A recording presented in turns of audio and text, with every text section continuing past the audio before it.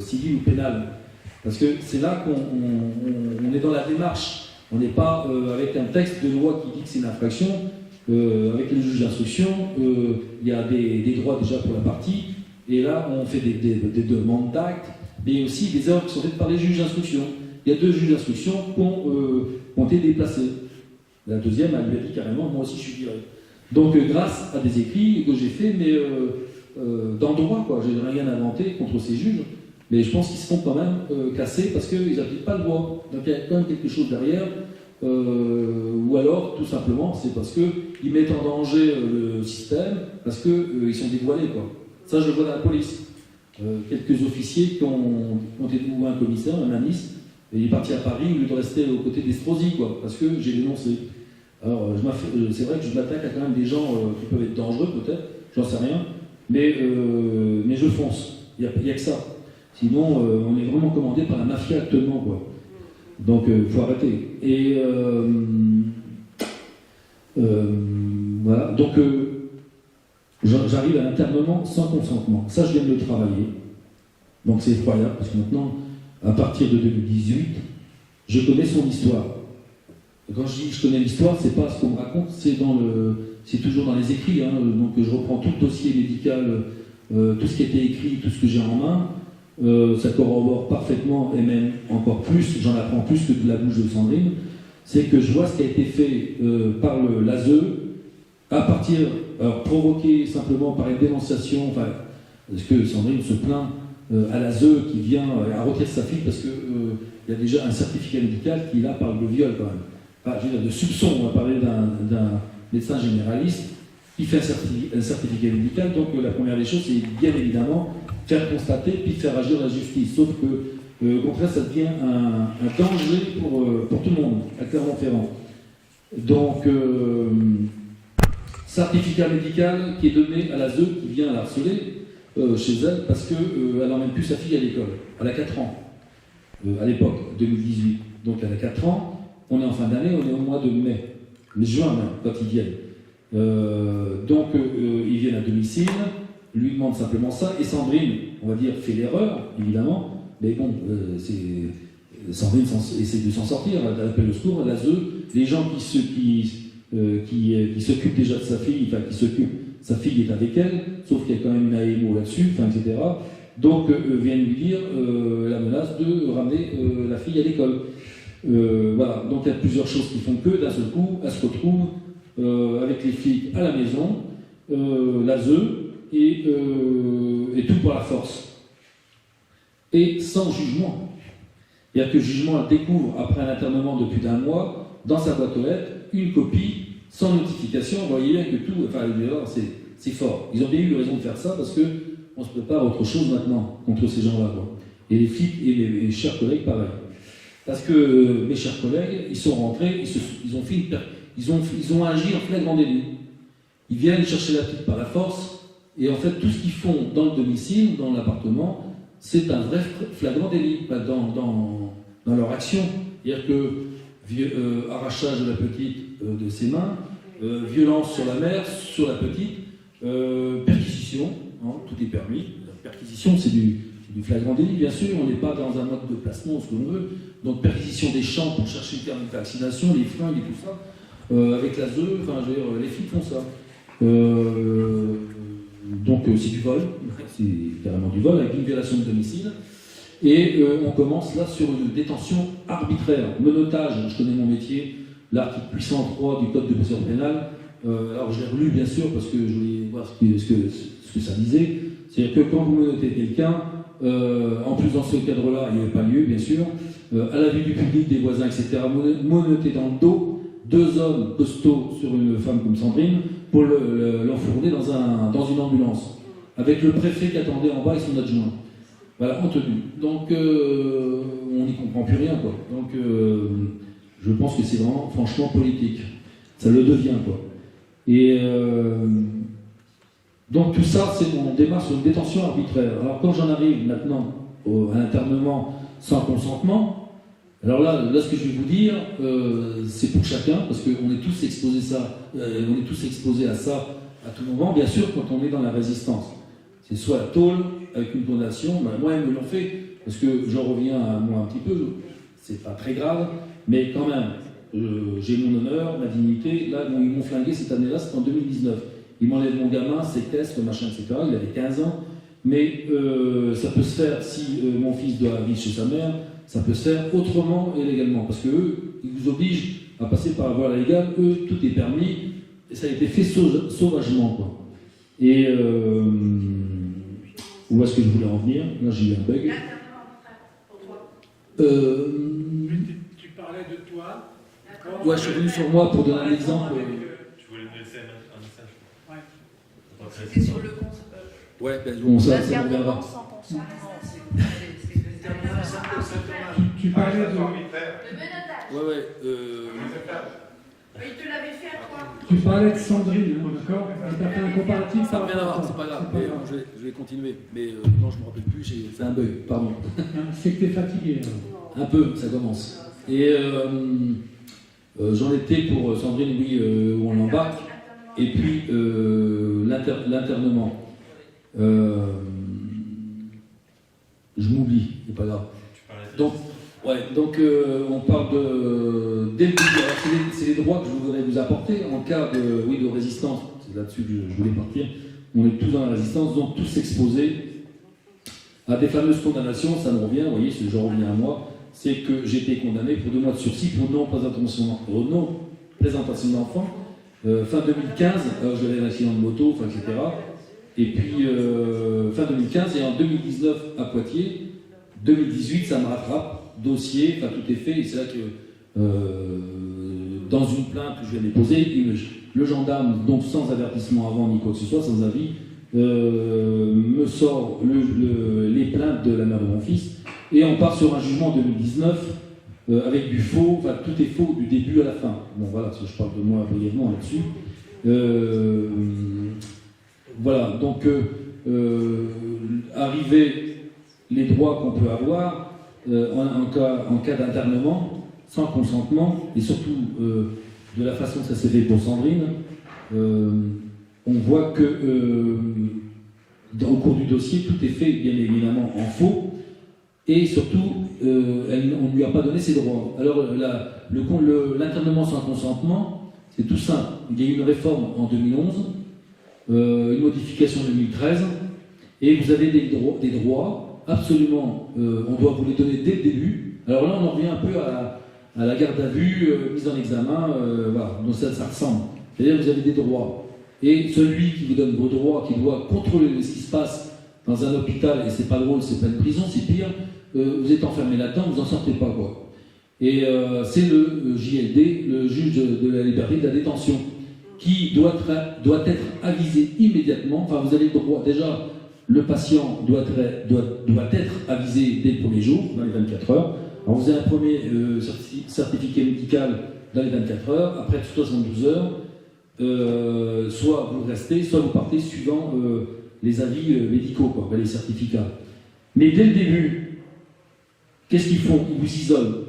Alors là, j'ai consulté, il y a encore matière à regarder, mais on est dans le droit européen, c'est absolument interdit de faire perdurer une période d'isolement. C'est-à-dire que, pourquoi pas, pour des choses vraies, où vous êtes enfermé dans une chambre pour vous sécuriser, etc., ça va durer une journée, le temps de la colère, mais quand ça dure 8 jours, comme pour Sandrine, c'est complètement illégal. C'est-à-dire qu'aucun contact dans une chambre blanche, et elle ne voit personne, donc on ne guérit pas la personne, le patient, on est en train de le détruire, tout simplement, parce qu'elle ne sait pas ce qui lui arrive à ce moment-là, sa fille est placée en même temps, et imaginez, il n'y a plus qu'à se taper la tête contre les murs, quoi, et pendant 8 jours.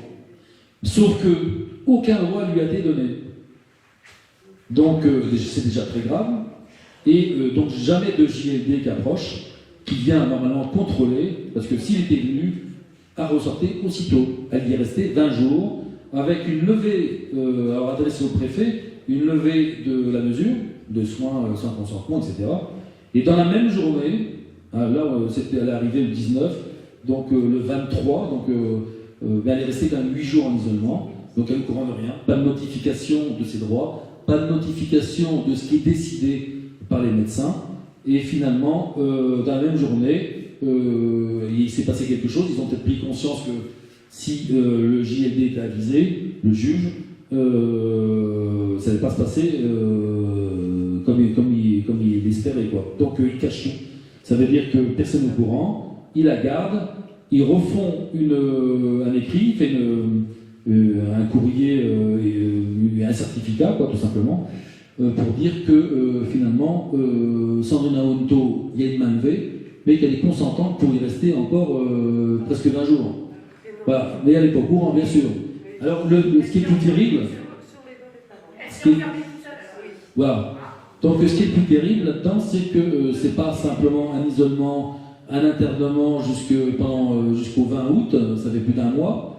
Donc, pas de contact avec sa fille, sa famille, etc.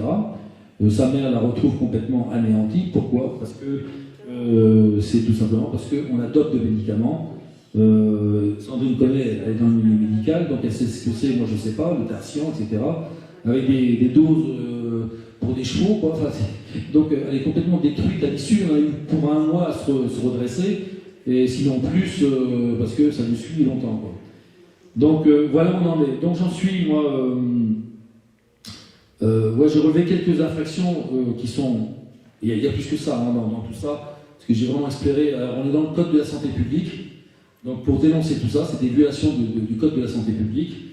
Ce qui est intéressant pour justement en savoir un peu plus, je commencerai par l'article L3215-1 du code de la santé publique. C'est simplement le directeur de l'établissement peut être sanctionné comme du pénal, d'une peine d'emprisonnement d'1 an avec 15 000 € d'amende.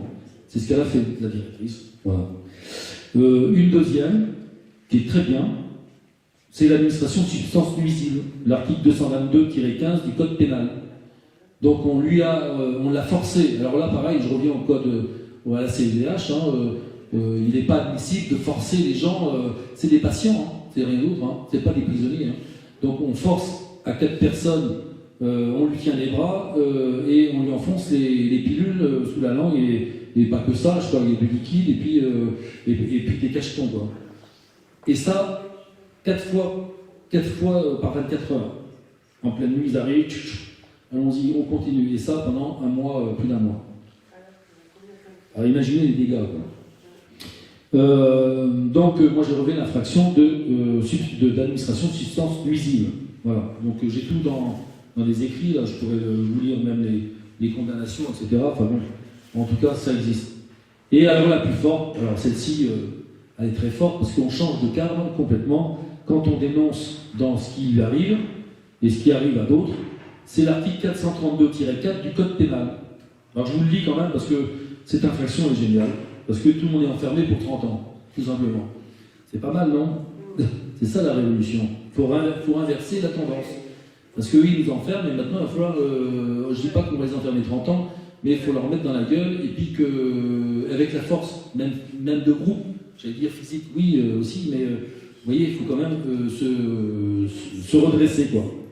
Donc, je vous le dis quand même, le 432-4 du code pénal, et là, ça concerne aussi bien les flics que le monde hospitalier, etc., etc. Alors forcément, moi l'infraction que je vois, c'est escroquerie au jugement en bonne organisée, enfin il y en a plein d'autres. D'ailleurs, j'ai marqué, pour votre information, je relève 15 infractions au pénal pour Sandrine dans son dossier. Alors son dossier, c'est que 2018, hein, parce que 2018, on est en 2023, ça continue. Hein. Je vous parle de mise en examen en 2020-2021, quoi, ça continue. Privation de liberté, enfin, etc. C'est une persécution depuis 2018 minimum, sans parler des problèmes avant. Mais là, je parle dans le dur. C'est-à-dire que là, en 2018, on en crève, quoi. Hein. C'est tellement violent que... Enfin, voilà. Moi, le simple fait d'avoir été voir le psychiatre, c'était très violent. Alors, imaginez ce que certains peuvent vivre quand on est enfermé, on enlève le gamin et tout ça. On m'a fait des choses, moi aussi, par rapport à mon fils, mais... là, c'est démesuré pour ceux qui subissent tout ça, quoi. On doit crever même à la fin, quoi. On n'en peut plus, quoi. Et donc 15 infractions au code pénal pour juste l'affaire que je suis en train de vous raconter de 2018, internement, etc. Enfin, violation de domicile des flics, enfin, etc., etc. C'est pas mal 15 infractions, dont une que je vais vous dire qui est très forte. Concernant la CEDH, je ne monte pas plus haut, j'en compte, j'ai cru marquer combien 8 violations du droit européen. 3, 5, 6, 7, 13, 14, 17, article 1 du protocole numéro 12 de la CEDH. Voilà, donc il y a tout ce qu'il faut pour montrer quand même qu'ils abusent un peu. Oui. Voilà. Ouais, je vais le lire. Non, je voulais quand même passer là-dessus pour montrer que la gravité des choses. Le 432-4 du Code pénal. Alors, le fait par une personne dépositaire de l'autorité publique ou chargée d'une mission de service public, l'ASE, agissant dans l'exercice ou à l'occasion de l'exercice de ses fonctions ou de sa mission, d'ordonner ou d'accomplir arbitrairement un acte attentatoire à la liberté individuelle et puis de 7 ans d'emprisonnement. Alors, concernant l'internement, parce que j'ai eu une petite hésitation quand même, pour moi c'est une détention arbitraire, mais j'ai quand même vérifié, et ça l'est, parce que c'est peut-être un internement, mais on tombe dans le cadre de la détention arbitraire. Comme peut l'être une garde à vue, hein, voilà, c'est vraiment dès lors que vous êtes privé de votre liberté, ça devient grave, on n'a pas le droit. Sauf des exceptions, forcément. Flagrant délit, si on chope quelqu'un qui vient de faire tuer quelqu'un, il faut l'enfermer. Enfin, voilà, quoi. Et je continue, et c'est là que ça devient très intéressant, c'est que lorsque l'acte attentatoire, donc de privation de liberté, consiste à une détention ou une rétention d'une durée de plus de 7 jours, alors vous comptez pour Sandrine, je ne sais pas, 21, 22 jours, je ne sais plus, la peine est portée à 30 ans de réclusion criminelle. Mais tout est parfait, sauf qu'on a affaire forcément, je parle des juges, des procureurs, évidemment qu'on n'est pas sûr de gagner, mais il y a quand même de la matière. Il faut la poser, cette matière, pour montrer ce qu'ils viennent de faire. Au moins la vérité est dite, ce qu'on n'a pas eu le temps de faire jusqu'à maintenant, et ça va se faire dans peu de temps, c'est-à-dire toute l'histoire de Sandrine va être étalée au grand jour grâce à ses plaintes, à tous ses écrits, quoi qu'il se passe au bout, mais à un moment donné, il va bien falloir que ça éclate au grand jour, quoi, réellement, quoi. Déjà, ça le fait quand même. Maintenant, il y a des gens qui sont connus sur les réseaux sociaux, donc les choses sortent quand même. C'est déjà ça, quoi. Et puis, bon, voilà, c'est une belle infraction. Donc, mes collègues sont enfermés, les médecins, l'ASE, le service gardien, 30 ans, tous derrière le grillage, et on va les voir après. On leur apporte des oranges cheveux, mais ils ne méritent même pas. Donc, voilà. Je m'en amuse un peu, ça me fait du bien, parce que c'est tellement très lourd que voilà. Donc après, dans cette histoire de tout ça, de détention arbitraire, il y a quand même faut regarder le code de l'organisation judiciaire.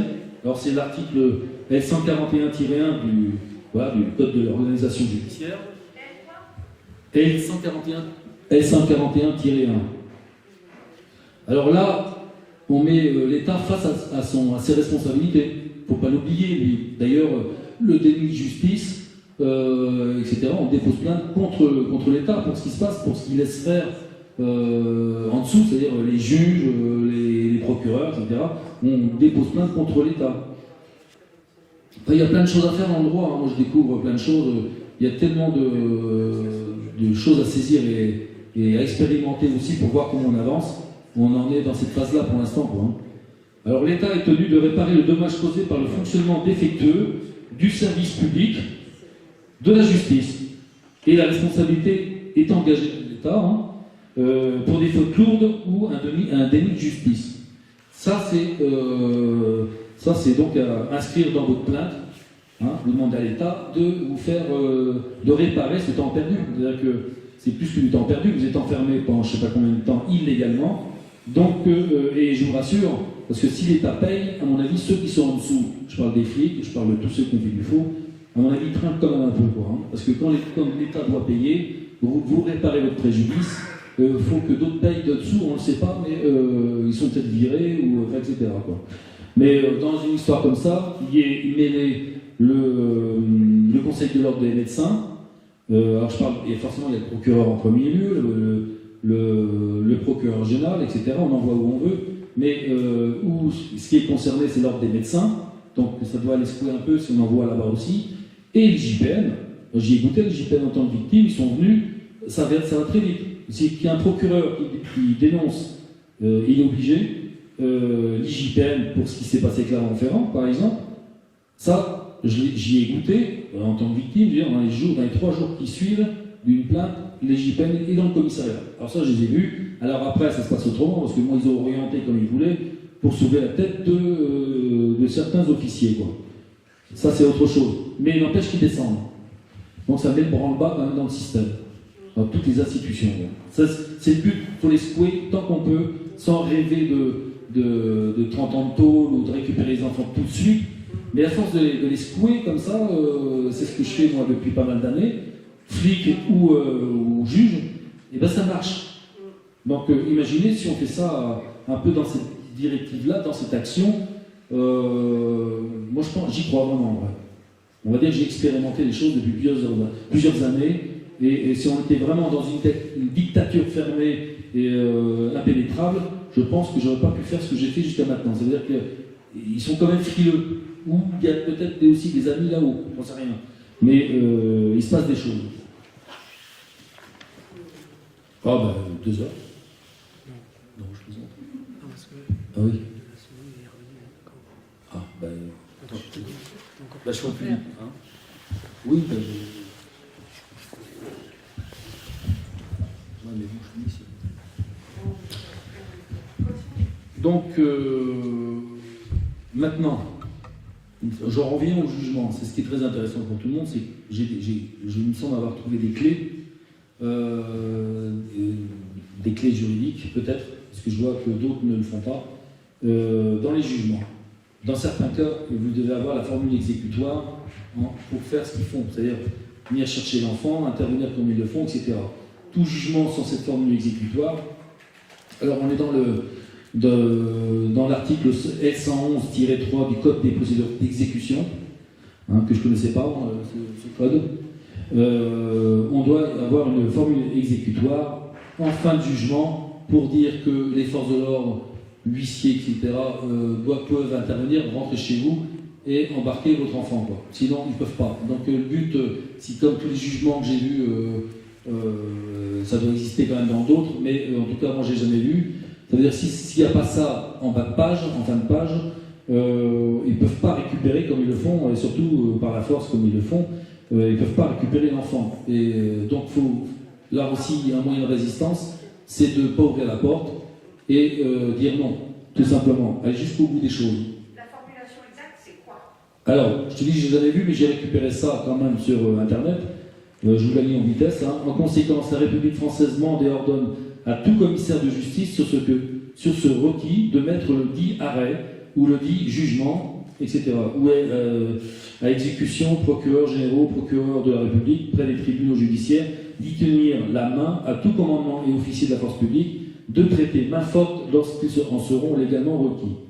En foi de quoi, le présent arrêt ou jugement, etc., a été signé par la machin, enfin voilà.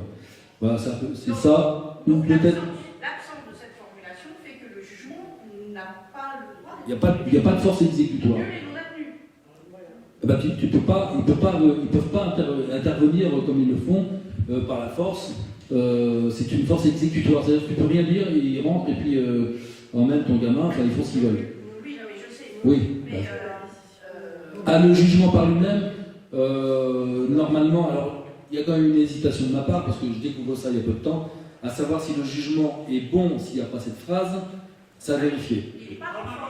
C'est comme le nom, c'est comme la signature. Donc il ne devrait pas être bon. Non, on est d'accord. Alors, par exemple, la ZEU se ramène, toc toc, on vient avec la force, machin, vous dites non, etc. Il y a jugement, il n'y a pas de force exécutoire, etc. Qu'est-ce qu'il fait, lui? Il se retourne, alors la ZEU disparaît, et puis ils vont se plaindre. Alors c'est là un jeu qui peut être bon, bénéfique pour tout le monde, parce que on voit les jugements, comment ils sont faits, ils sont en faux, etc. Sauf que la ZEU va se retourner vers le juge de l'exécution, des exécutions, pour dire il faut cette formule pour aller chercher le gamin. Alors lui, là, on a affaire à un juge qui va quand même vérifier le dossier. Si tout est fait en faux, il va prendre une responsabilité, donc il ne va pas forcément suivre, avoir. Mais eux, ils vont se retourner, la ZEU, vers un autre juge pour avoir cette force exécutoire. Mais ça a marché, moi j'ai eu une vidéo. Ah oui, très bien.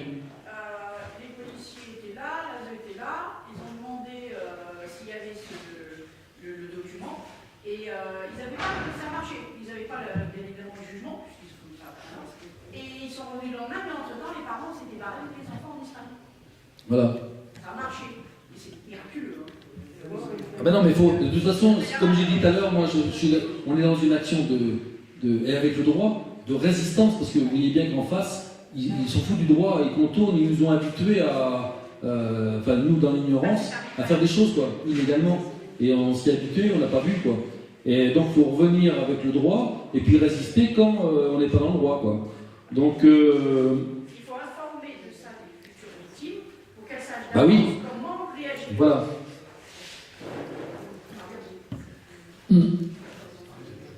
Alors, dans ce L111-3, seuls constituent des titres exécutoires, ces décisions de juridiction d'ordre judiciaire, de l'ordre administratif, lorsqu'elles ont force exécutoire, ainsi que les accords auxquels ces juridictions ont conféré par exécutoire. Conféré force exécutoire.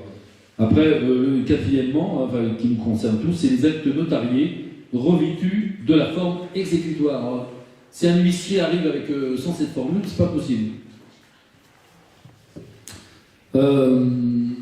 Alors j'ai mis comment échapper à l'exécution provisoire d'un jugement. Alors vous avez un jugement, alors là j'y vais avec prudence quand même, parce que j'aborde le sujet depuis peu de temps.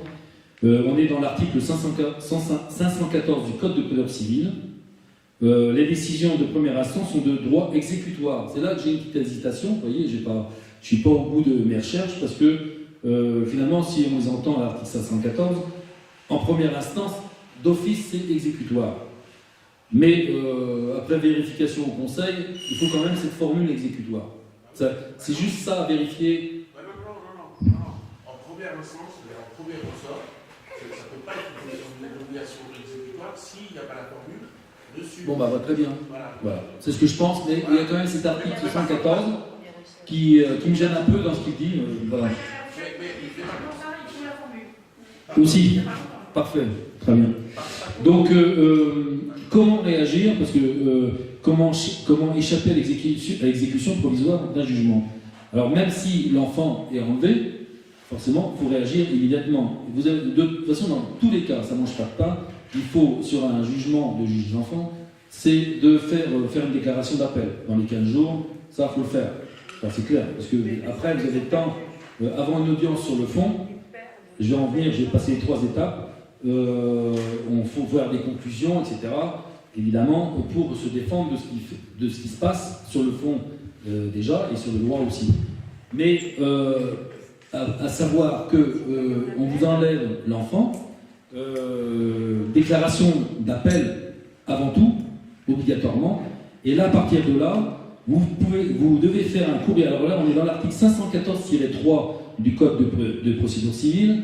Et vous vous tournez vers le premier président de la cour d'appel. Le premier président, c'est pas la chambre des mineurs, hein, c'est le premier président de la plus haut placé à la cour d'appel, premier président de la cour d'appel, pour lui demander d'annuler ce jugement. Alors j'ai la formule, lorsqu'il existe un moyen sérieux d'annulation ou de réformation et que l'exécution risque d'entraîner des conséquences manifestement excessives. Évidemment. On est dans les sexifs à 100%, donc il faut y aller à fond, quoi. Déjà, premier président de la cour d'appel à prévenir, enfin s'il demande d'annuler, demande comment c'est formulé, de saisir afin d'arrêter l'exécution provisoire de la décision. Donc ça, je suis sûr, moi, que plein de parents passent à côté de ça. C'est évident. On attend les conclusions au bout, machin, comme moi on a fait avant, enfin bon, voilà. Donc ça, c'est un élément en plus à saisir pour se battre dès le départ, quoi.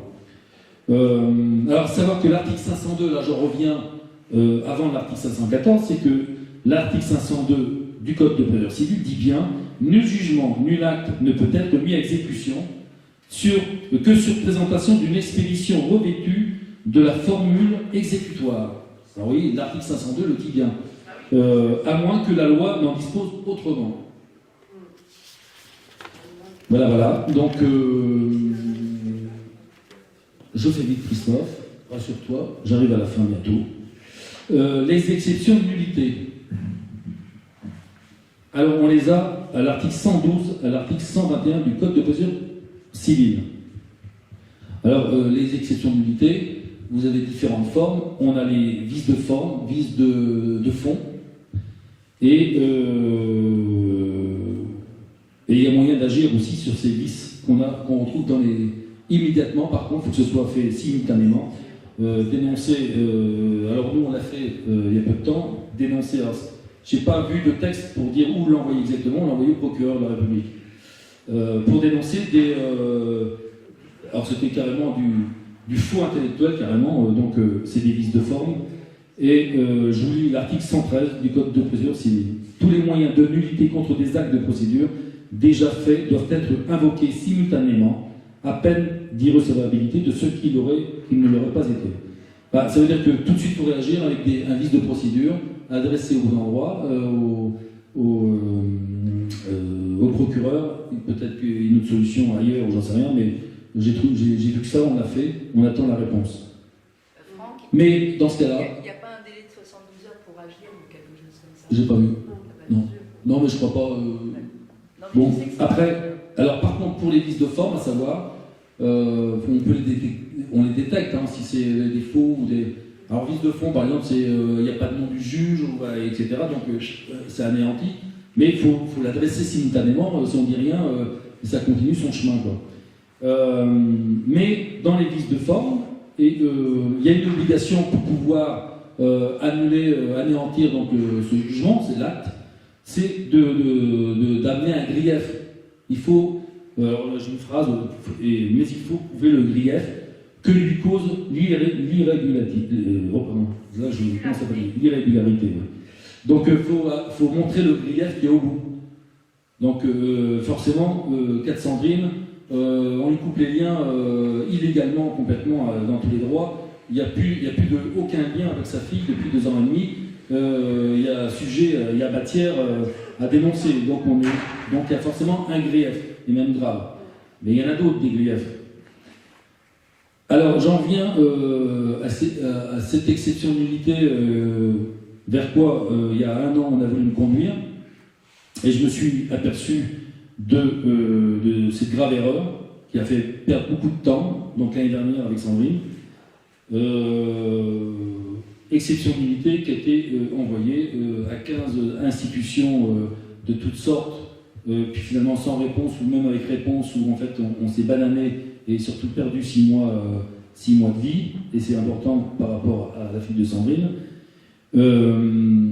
C'est pas ça qu'il faut faire. Alors on peut avertir, c'est un titre informatif, aviser toutes les instances internationales, etc., que tout le monde soit au courant, pourquoi pas, ça je veux dire, on perd pas son temps là-dessus, mais le but c'est quand même de récupérer le mineur au plus vite et non pas informer tout le monde avant que tout le monde réagisse et des années tournent.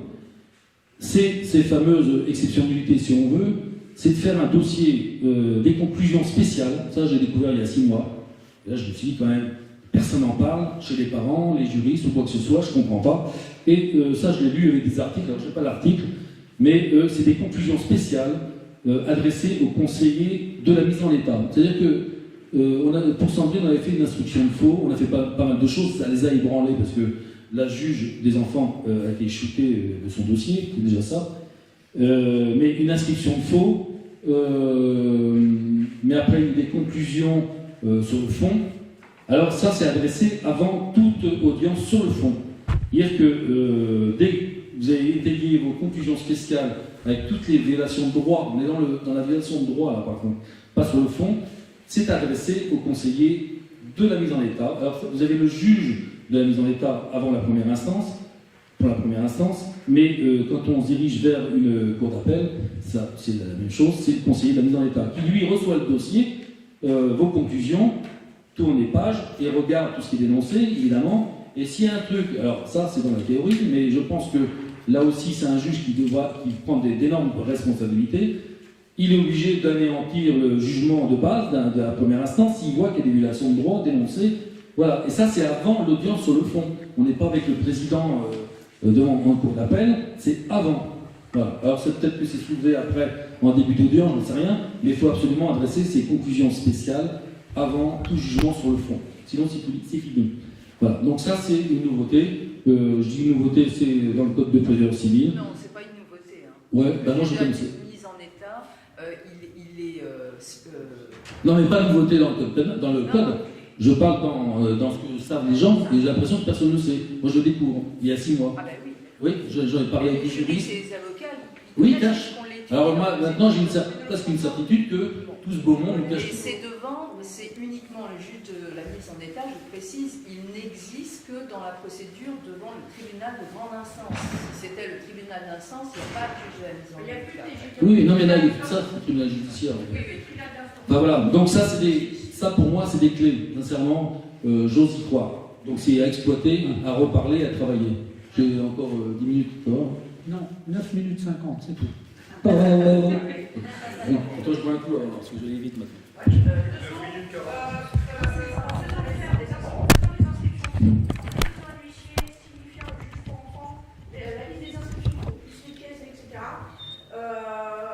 La juge s'est dessaisie parce qu'elle avait fait un truc énorme et elle savait qu'on pouvait faire le tract. On n'a pas eu le temps de faire le tract. Elle s'est dessaisie du dossier une demi-heure avant l'audience. Ça a fait un bordel monstre au tribunal de Pau. Ils ont désigné 2 juges après. En 3 mois, ils ont fait les trucs. Voilà. Vous voyez bien, Pourquoi il y a des... La peur de Avec dénoncer. complètement. Le fait de faire des actes judiciaires, de mettre lettre ouverte dans les plaintes, donc de rendre public, de dire c'est régi par les lois de l'ONU, je sais pas ce que je veux dire, c'est régi par les lois de l'ONU, donc vous êtes tranquille, si vous n'associez pas, etc., vous êtes protégé, et comme si vous faites des tracts, ils savent que vous allez en faire, et que vous faites après des actes judiciaires, ils ont tellement peur que vous dénonciez qu'ils lâchent. Mais il faut faire des tracts, il faut arrêter d'avoir peur d'écrire la vérité. Alors, là, ça confirme qu'une seule chose, Franck. Vous comprenez dans ce qu'elle vient de dire, de ce que vient déjà de dire Franck, depuis des heures, qu'on parle de... Non, pas toi, mais des heures qu'on parle de ce genre de mécanisme, vous comprendrez pourquoi tous les avocats de France, tous les avocats n'attaquent jamais au pénal l'ASE. C'est uniquement à cause de ça. Ça leur permet d'avoir un business qui continue, des procédures que vous payez et qui aboutissent à rien. Donc, juste une seconde encore, le seul avocat qui fait des actes judiciaires contre les placements des enfants, c'était d'Orléans, et ils lui ont pris son fils en Voilà. février 2022. Voilà. Il est parvenu à le récupérer, mais en bagarrant, et évidemment, il a été refroidi. Voilà. Mais ça, ce mec-là, c'est vraiment un mec bien. Il faut qu'on arrive dans ce collectif à soutenir cet avocat. Et selon ces difficultés en 2022, malheureusement, on n'a pas fait grand-chose, mais j'espère que là, on pourra venir en soutien, parce que c'est le seul. Et les autres avocats se moquent de lui, parce qu'il fait des inscriptions de faux, mais c'est le béaba du roi. Voilà. Non, mais Oui, t'as mais- raison. Oui, mais alors il n'y a pas que les inscriptions de fonds, parce que déjà il faut les faire, il faut les placer, les pièces, etc. Il faut assigner avec un avocat, huissier, etc. Et puis finalement, mais c'est pas peine perdue, parce qu'au bout du compte, je vais juste finir ça, on va pour une action récursoire, c'est-à-dire on dépose plainte contre l'État, qui lui va charger du juge d'enfant qui a fait des faux, d'accord. Mais tout ça demande du temps. Mais Non, mais on l'a dans fait. son inscription de faux, il met tout en fait. Il met la jurisprudence, Oui, oui. il le forme, il s'en met pas avec le fond, la précision des Oui, oui, détails. mais c'est ça. Il Voilà. se forme. On l'a fait. On l'a fait, mais c'est. Et après, il demande indemnisation. Tout est bon à faire, de toute façon, Oui, je oui, pense. oui. Il faut une action Ça les embête quand même, parallèle. parce qu'ils Sauf- n'ont pas pris son gosse, parce que lui, il fait ça depuis des années. Voilà. Sauf que ce que je viens d'apporter, j'espère pas en vain, je pense ça c'est du simultané. C'est-à-dire que tout de suite, c'est d'éviter que l'enfant déjà parte, ou alors aller chercher immédiatement. Vous voyez, ça c'est du rapide. Déclaration d'appel dans les 15 jours, et on agit sur plusieurs voies. Et ça, Parce qu'il y a matière. Ça, le collectif, il pourrait synthétiser ça sur des documents et rendre public. Parce que le problème, c'est que quand les gens appellent les associations, c'est parce que les enfants sont partis. C'est déjà placé, c'est rare qui vous appellent avant. D'ailleurs, l'OPP, c'est juste après le traité qui vous appelle. Donc là, les enfants sont déjà partis. Et alors là, ils appellent le veulent, c'est qu'on les rend. La stratégie de prévention, en fait. Alors, de toute façon, il faut être dans la résistance dès le début. Interdit qu'on rentre chez toi. Maintenant, il faut faire ça. Il faut arrêter on n'a pas confiance en l'État ou aux institutions, on le sait, parce qu'on est là pour ça. Il faut, en tant qu'humain, c'est résister jusqu'au bout. Et à la limite, et je vois Sandrine, je suis quand même admiratif pour ce qui s'est passé, parce qu'elle a résisté jusqu'au bout. Mais vos enfants ne seront toujours que fiers de voir qu'on est capable de résister et puis de perdre forcément parce qu'ils vous embarquent, que finalement vous soumettre au système où vos enfants vous diront mais pourquoi tu m'as laissé partir quoi. Alors c'est vrai qu'on s'est violenté, mais moi il n'y a pas de souci, il faut y aller au bout, c'est pour nos enfants quoi. Et puis même en sachant qu'on va perdre parce qu'ils sont 10 en face, que des hommes sur une femme, forcément qu'on perd, mais on garde la tête haute, et ça c'est important, parce que c'est là qu'on est foutu si on baisse la tête, et puis de toute façon maintenant vu ce qui se passe, il faut aller jusqu'au bout, et rapidement quoi. Donc je veux juste, j'ai deux petites choses à dire, et là, pour 2 minutes, ça va prendre 3 secondes. Donc proposition, oui j'ai une proposition en rouge, donc voilà c'est ma proposition.